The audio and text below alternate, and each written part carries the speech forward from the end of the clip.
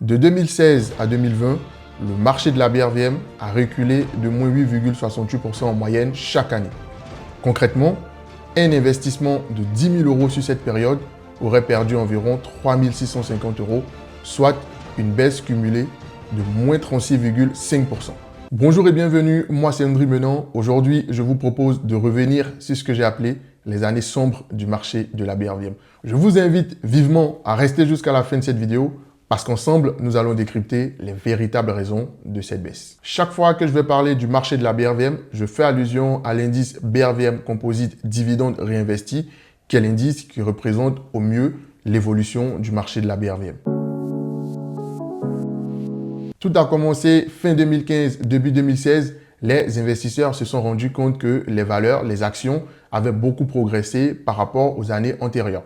Et c'est possible de vérifier cela parce que l'action Sonatel, par exemple, était à peu près à 28 000 francs CFA. C'est ce qu'il fallait débourser pour avoir une action Sonatel à cette époque-là. Et donc, naturellement, certains investisseurs, surtout les institutionnels, ont décidé de prendre une partie des profits, ce qui est tout à fait normal. Et donc, c'est cette prise de profit de la part des investisseurs institutionnels qui a déclenché cette baisse. Mais une prise de profit, ça ne dure pas 4 ans, ça ne dure pas 5 ans. Une prise de profit, généralement, c'est 1 à 3 mois maximum et ensuite le marché il repart à la hausse. Donc, pourquoi dans le cas de figure de la BRVM, la baisse a continué après 2015 et s'est même amplifiée? Deux hypothèses possibles. La première hypothèse qui, selon moi, pourrait expliquer la baisse du marché de la BRVM sur cette période-là est peut-être une économie qui ne se portait pas bien, une économie en contraction, une mauvaise santé tout simplement de l'économie en zone UEMOA sur la période 2016-2020. Et donc, l'indicateur idéal pour vérifier cette hypothèse-là, c'est le PIB, donc le produit intérieur brut. C'est l'indicateur qui nous permet de mesurer le niveau de richesse qui est produit dans un pays ou dans une zone, tout secteur confondu. Alors, ce que j'ai fait, c'est que j'ai récupéré un rapport de la BCEAO et du FMI pour essayer de voir le taux de croissance qu'il y a eu dans la zone UEMOA sur cette période-là. En 2016, le taux de croissance était de 6,4%. En 2017, ce taux de croissance était de 6,6%. En 2018, ce taux de croissance était de 6,6%.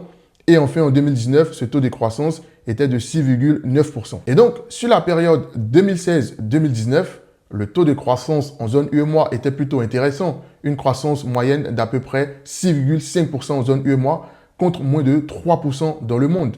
Et donc, forcément, quand on regarde cet indicateur, on se dit, bon, ça ne peut pas venir de l'économie parce que vu la croissance du PIB, il y a forcément eu de la richesse qui s'est créée sur cette période-là.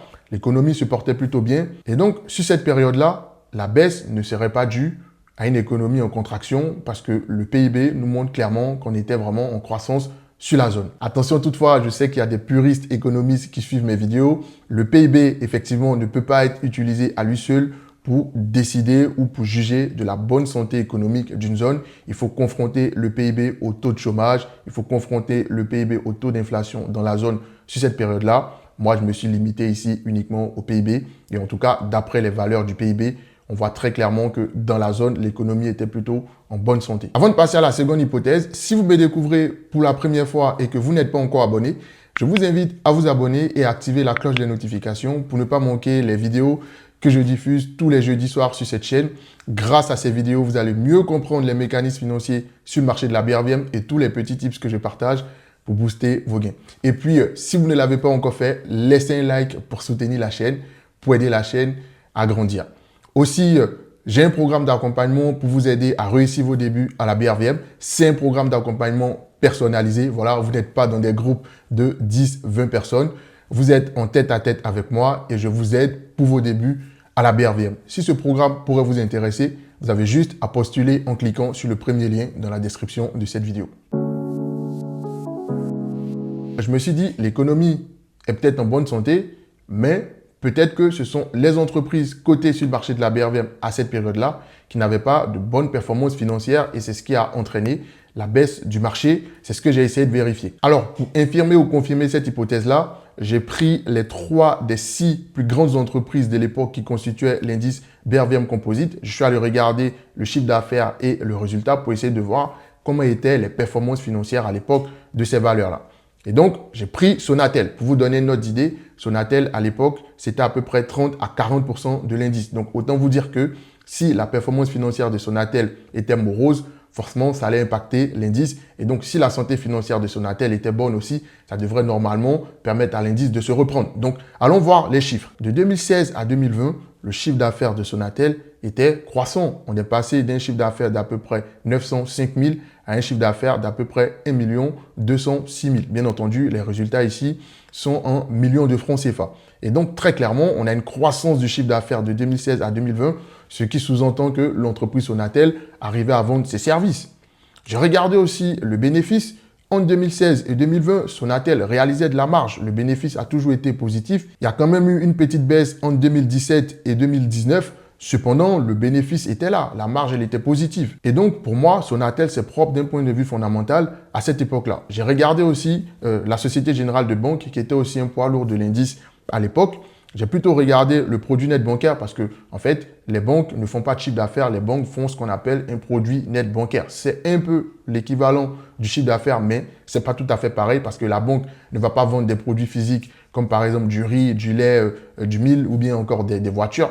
La banque va faire des prêts, la banque va encaisser des commissions, la banque va réaliser des opérations. Donc, on parle de produits net bancaires. Donc, j'ai regardé les chiffres de la Société Générale.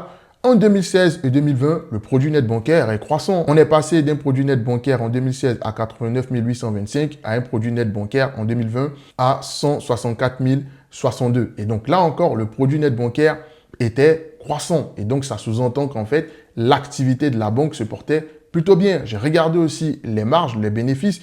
Et là encore, les bénéfices de Société Générale sur cette période-là étaient croissants.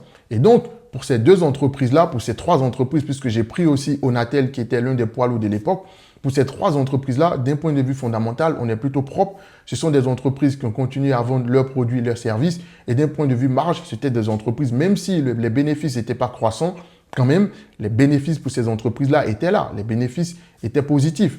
Et donc, d'un point de vue fondamental, la baisse n'est pas expliquée par des performances médiocres de la part des poids lourds de l'époque, parce qu'on vient de voir que ces trois valeurs-là, qui étaient les poids lourds de l'époque, ont plutôt d'un point de vue fondamental des résultats intéressants. En tout cas, on ne peut pas pénaliser ces valeurs-là. On peut sous-entendre qu'en fait, la baisse n'était pas due à une performance médiocre des entreprises cotées sur le marché de la BRVM à cette époque-là. Peut-être certaines, mais en tout cas, les poids lourds qui constituaient l'indice n'avaient pas des résultats médiocres sur cette période-là. Du coup, si ce n'est pas parce que la santé financière de la zone n'était pas bonne et ce n'est pas parce que les entreprises cotées, en tout cas les plus grosses capitalisations de l'époque, avaient des résultats médiocres, qu'est-ce qui a bien pu expliquer cette baisse? Les raisons derrière cette baisse, c'est sûrement le suivisme des épargnants à cette époque-là. Qu'est-ce qui s'est passé? Les investisseurs institutionnels ont pris leur profit. Donc, les investisseurs institutionnels sont partis, sont sortis du marché. Et donc, les épargnants sur le marché, les petits et moyens investisseurs qui ne voyaient plus d'activité sur le marché, se sont sûrement dit, mais attention, le marché, il baisse petit à petit. Pourquoi pas vendre tous mes titres pour essayer de récupérer ce que je peux récupérer? Et donc, je pense que ce suivisme-là a causé une partie de la chute du marché. Mais l'élément le plus fondamental, je crois, c'est sûrement le manque d'information et de formation de la part des investisseurs à l'époque. Parce qu'en fait, sur cette période-là, il y a eu énormément de splits. Un split, c'est tout simplement une opération qui va consister à diviser le prix d'une action par 2, par 3, en tout cas par une certaine valeur, pour permettre la liquidité sur le marché. Exemple de l'entreprise Vivo. Alors, l'entreprise Vivo a fait un communiqué dans lequel elle a mentionné qu'en fait, il allait avoir un split le 4 octobre 2016. L'opération du split consistait à quoi?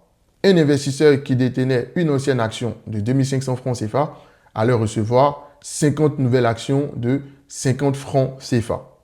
Et donc, si on prend un exemple d'un investisseur qui détenait 100 actions Vivo, on va dire par exemple au 3 octobre 2016, c'est-à-dire avant le split, un investisseur qui détenait 100 titres, 100 fois 2500, il a une valorisation de portefeuille à 250 000 francs CFA. Jusque-là, pas de problème. Au 4 octobre 2016, le jour du split, tout investisseur qui possédait une action, une ancienne action, allait recevoir 50 nouvelles actions. Et donc, 50 nouvelles actions, l'investisseur qui avait 100 titres en portefeuille, il en recevra 100 fois 50, ce qui fait 5000 titres.